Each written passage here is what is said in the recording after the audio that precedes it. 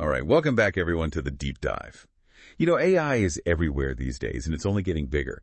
But as we rely on it more and more, there's a really crucial question we need to answer. How do we make sure that AI is secure and trustworthy? That's what we're diving deep into today, the growing and frankly pretty fascinating field of adversarial machine learning. It's basically all about figuring out how AI can be attacked and even more importantly, what we can do to protect it. Yeah, I mean, you're absolutely right. AI is not just some futuristic sci-fi concept anymore. It's in our phones. It's recommending what we watch and buy. Some people are even using it to make art and write stories. So as it becomes more powerful and touches more points of our lives, we've really got to make sure that those systems can stand up to people who might want to, mess with them or exploit them. Absolutely. And to help us wrap our heads around all of this, we're going to be taking a deep dive into a recent report by NIST, that's the National Institute of Standards and Technology, and they put together this really comprehensive report called Adversarial Machine Learning, a taxonomy and terminology of attacks and mitigations. I mean, it's a bit of a mouthful, but it's packed with insights. So we're going to break it down for you, give you the key takeaways, and hopefully equip you with a good understanding of what are the threats and what are people doing about it. Yeah, and I think the real goal here is to demystify this whole area of adversarial machine learning. What are the main types of attacks? How do they work? And how are researchers and developers fighting back? We'll be looking at how these attacks target different types of AI, what the report calls pre-AI, which is basically AI that makes predictions, and then Gen AI, which is that really buzzy generative AI that's creating all kinds of new content. Okay, so let's start with the basics here. The NIST report really emphasizes that adversarial machine learning, it's not just about, random glitches or errors in AI systems. It's a whole field that looks at what an attacker might try to do to an AI, what they might target, and all the different ways they could go about attacking it. And not just at one point in time, but across the entire life cycle of that AI, from the moment it's being designed to when it's actually being used out in the world. Right. And one of the cool things about the report is how it breaks down the landscape. It separates things into attacks against pre-AI, those systems that are making predictions or classifications, and Gen AI, the systems that are creating new stuff like text or images. And this makes sense, right? Because while some of the security concerns might be similar, there are some really unique vulnerabilities and attacks that are specific to each type of AI. Totally. And another really important thing to keep in mind is that we're talking specifically about attacks that exploit how machine learning itself works. We're not focusing on general cybersecurity vulnerabilities. This isn't about, someone hacking into a server or stealing data. We're talking about attacks that target the core logic and algorithms of machine learning. And, one thing the report highlights is how AI security, at least in some ways, it's kind of different from something like cryptography. In cryptography, you often have these really strong mathematical guarantees. You can rely on certain algorithms to be secure. But in machine learning, a lot of the security measures we have right now, they're more based on what seems to work well in practice. We don't always have the same kind of rock-solid theoretical foundation, so as attackers get more sophisticated, they might find ways to break through those defenses. Okay, so let's dig into the specifics here. Starting with attacks on what the report calls pre-AI, those predictive AI systems. The report has this really useful framework for categorizing these attacks. And it looks at things like, what's the attacker's goal? Are they trying to just shut the AI down completely, mess with its accuracy? Or are they trying to, steal sensitive information? And then it considers things like, how much access does the attacker have? Can they manipulate the data used to train the AI? Can they tweak the model itself? And how much do they actually know about the AI? Do they have, full access to what they call a white box attack? Or are they working more in the dark, a black box attack where they can only send inputs and see outputs? They actually have this helpful diagram, figure 1, that lays all of this out. All right, so let's start with attacks that aim to, corrupt the accuracy of a pre-AI system once it's actually deployed. And these are often called evasion attacks. And the basic idea here is that the attacker, they try to subtly tweak the input you feed into the AI changes that a human might not even notice. But for the AI, it's enough to completely throw it off and lead it to make a wrong prediction. These modified inputs, they're called adversarial examples, and they can be surprisingly effective. You can imagine taking a picture of a cat, making some tiny changes to it that are invisible to the human eye, and suddenly the AI thinks it's a dog.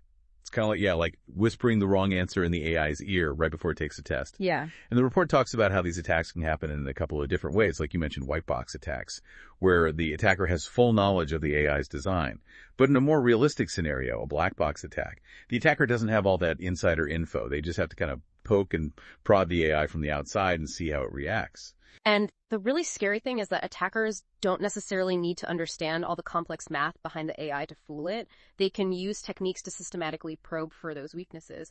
And the report actually mentions a couple of these techniques, like FGSM, which stands for Fast Gradient Sign Method, and then there's PGD, Projected Gradient Descent. These are basically ways for an attacker to find those tiny, almost imperceptible changes they can make to an input that will just completely mess up the AI's prediction. And then there are universal evasion attacks where the attacker tries to find one kind of universal change that they can apply to a bunch of different inputs and consistently fool the model. Right, so it's not just theoretical. This stuff actually happens. And the report gives us some really cool examples. Like, think back to the early days of spam filters.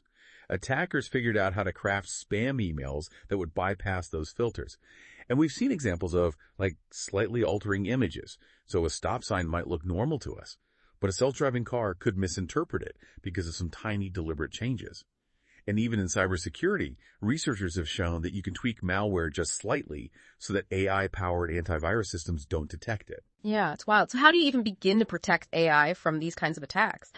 Well, the report talks about a few promising approaches. One is adversarial training. It's kind of like giving the AI a heads up, right? You show it examples of these adversarial inputs during training, along with the correct labels, so the AI learns to be more robust and less easily fooled.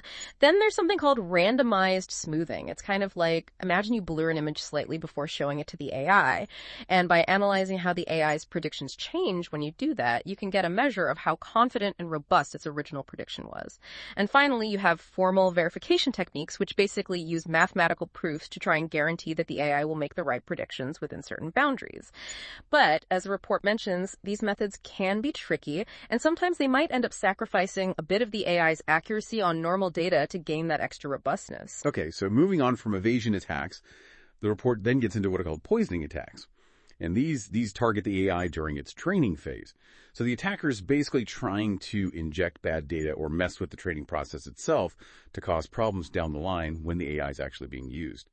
And these can be either like kind of broad attacks that just degrade the AI's performance overall, or they can be super targeted attacks that are meant to make the AI mess up on very specific things. Yeah, it's like with poisoning attacks, you're trying to poison the well, so to speak. You're messing with the AI's learning process. And the report categorizes these attacks based on what the attacker is trying to achieve. First, you have what's called availability poisoning. Basically, you're trying to just disrupt the AI's ability to function properly, like throwing a wrench in the gears. The report gives some examples, like attacks on systems that generate signatures for computer worms or on those spam filters we were talking about earlier. Attackers might try to sneak in carefully crafted bad data or even just flip the labels on some of the existing data to confuse the AI during training. And there are some defenses against this kind of attack, like data sanitization, where you try to really carefully screen the data and remove anything suspicious, and then robust training methods that are less sensitive to, like, noisy or manipulated data. Right. And then there's targeted poisoning. So this is where the attacker's being a bit more sneaky. They're not just trying to break the AI completely. They're trying to create specific vulnerabilities. Like the report talks about clean label attacks, where the data that's being injected, it still looks normal. It has the right label, so it's harder to spot, but it's designed to make the AI mess up in specific ways. And then there's subpopulation poisoning, where the attacker is trying to make the AI perform badly on a specific subset of inputs. And the report highlights just how difficult these kinds of targeted attacks are to defend against. And then there's backdoor poisoning. And this one's particularly insidious. You can think of it like planting a secret trigger in the AI's brain. So the attacker will inject data during training that has this hitting trigger. And later on, when the AI encounters an input that has that trigger, it'll misbehave in a way that the attacker has pre-programmed. But the rest of the time, it might seem like it's working perfectly fine. And these triggers can be really, really subtle. They could be like specific patterns hidden in images or even like tiny modifications to the AI's architecture itself. The report gives examples of like audio systems that might misclassify speech if a specific sound is present, or natural language processing models that could generate biased outputs when they encounter certain keywords. And these backdoors are tough to detect, so coming up with defenses is a big area of research. And then the last category of poisoning attacks that the report talks about is model poisoning. And this one mostly comes up in federated learning, which is where you have multiple different parties all working together to train a single AI model. So in that scenario, a malicious participant could try to send bad updates to the central server that's coordinating the training and basically poison the final model that everyone ends up using.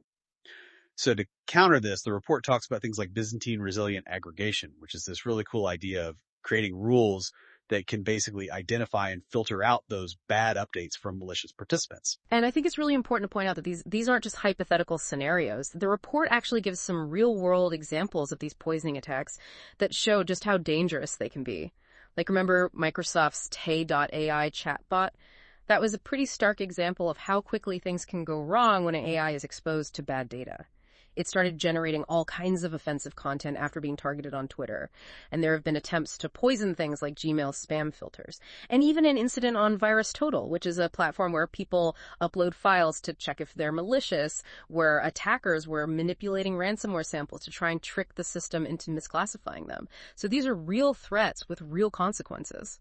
Okay, so we've talked about attacks that target the AI's accuracy and reliability, but there's another big area that we need to talk about, and that's privacy attacks.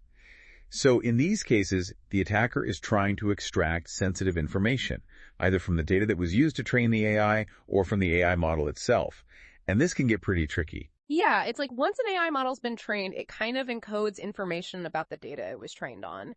And sometimes that can be exploited to like reverse engineer and figure out things about the original data. The report talks about data reconstruction attacks where someone's literally trying to piece together the content of the training data. And there was actually this really interesting study by the U.S. Census Bureau that highlighted these risks. And it actually led them to use a technique called differential privacy in their 2020 data release to try and protect people's privacy better. And then there's membership inference attacks where an attacker's trying to figure out if a specific data point was part of the training set or not. And the report talks about this attack called Liara as an example of that. And what's even crazier is that there are software libraries out there now that have tools for doing this kind of stuff. And then you have property inference attacks, where the attacker isn't trying to reconstruct specific data points, so they're trying to learn like general characteristics about the data the AI was trained on. Like maybe they want to know whether a certain sensitive attribute was common in that data set. And then there's model extraction, where the attacker is basically trying to steal the AI itself, figure out its structure, its settings, and essentially replicate it. And to defend against these privacy attacks, the report talks about techniques like differential privacy. Yeah. So the idea there is to add a bit of carefully calibrated noise to the data or the learning process to make it harder to link any specific piece of information back to an individual. But the report also points out that there's this like inherent tension between privacy and utility. The more you try to protect privacy, sometimes it can impact the accuracy or usefulness of the AI model. And the report also mentions privacy auditing, which is basically a way of trying to measure in practice how much privacy a system actually provides. Okay, so we spent a lot of time talking about the threats to predictive AI systems. Now let's switch gears and talk about the world of generative AI. And the NIST report really highlights that Gen AI, while it faces some of the same risks as pre-AI, especially when it comes to those training time attacks, it also has some really unique vulnerabilities and attack vectors that happen once the AI is actually being used. Exactly. You have to remember that Gen AI, especially the way it's being developed now, it often relies on these huge pre-trained models, which are sometimes called foundation models. And then these models get fine-tuned for specific tasks or integrated into applications like, you have RAG, which is retrieval augmented generation, and all kinds of autonomous agents. So it's like this whole ecosystem where a vulnerability in one of these foundational models could potentially cascade and have effects across tons of different applications. And figure 2 in the report actually gives this really helpful overview of what the Gen AI attack landscape looks like. One of the most, I think, interesting and concerning attacks that's really specific to Gen AI is prompt injection. So can you explain a bit about how that works and why it's such a big deal? Yeah, sure. So with prompt injection, attackers are taking advantage of the fact that in a lot of Gen AI systems, you have the actual data that the AI is supposed to process and then the instructions on how to process it. And they're both kind of bundled together in the same input. So a clever attacker can figure out how to embed malicious instructions right there in what looks like a normal user query. And this can basically hijack the AI, make it ignore its original programming, and do things that the attacker wants it to do. The report talks about the difference between direct prompt injection, where those harmful instructions are right there in the user's input, and then indirect prompt injection, which is even more sneaky, where the attacker might trick the AI into accessing external data sources that contain the malicious instructions. So it's almost like you're sneaking in a set of bad instructions into a conversation the AI is having, and the AI doesn't even realize it's being told to do something it shouldn't. And the report has some pretty, I'd say, unsettling examples, like jailbreaking a model to bypass safety guidelines that were put in place, or even using plugins that allow the AI to browse the web to then secretly extract data or do things that it's not supposed to do. And it also mentions prompt stealing, where attackers are actually trying to figure out the original prompts that were used to guide the AI's behavior, which is a whole other privacy concern. Right, exactly. And how to defend against this. Well, it's a big focus in Gen AI security right now. And the report mentions a bunch of strategies, from designing AI systems with security in mind from the get-go to something called prompt engineering, which is where you really carefully craft the initial instructions that you give to the model. You also have things like filtering user inputs to try and catch those malicious instructions before they get to the AI. And there's even watermarking, where you try to embed kind of hidden signals in the AI's output that can help trace it back to its origin. But as the report mentions, watermarking is not a silver bullet. There's no one perfect method yet. Another big concern in the world of Gen AI, which the report highlights, is supply chain attacks. Because these systems rely on, data from third parties, pre-trained models that were developed by someone else, all kinds of different plugins. There's a risk that a vulnerability could be introduced at any point along that chain.